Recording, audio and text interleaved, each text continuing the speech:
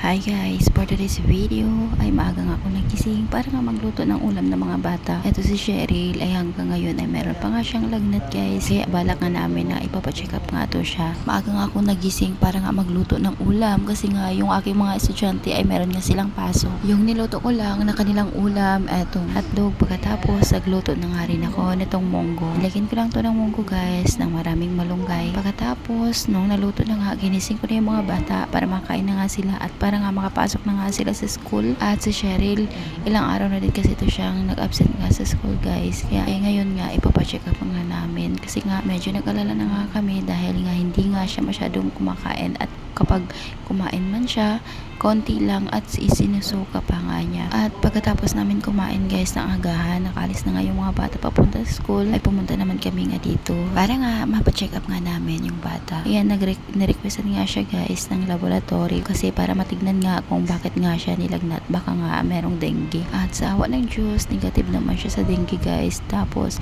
meron lang konting sa urine niya, konting bakterya sa urine niya, kaya niresitahan na lang kami ng gamot. Pagkatapos niresitahan na rin kami ng Orisol para nga dun sa palagi niyang pagsusuka para hindi naman ma-dehydrate. At habang napapacheck up pa nga kami guys, ayan, medyo matamlay na nga siya, nagpapakarga na nga dahil nga masakit na daw yung paa niya ilakad at sobrang nahihilo nga daw siya. At ayun, kinabukasan, inobserbahan kasi namin siya guys at ayun, medyo mahina pa nga siya. Tapos ayaw nga din niyang kumain at lagi nga siyang nagsusuka pa rin.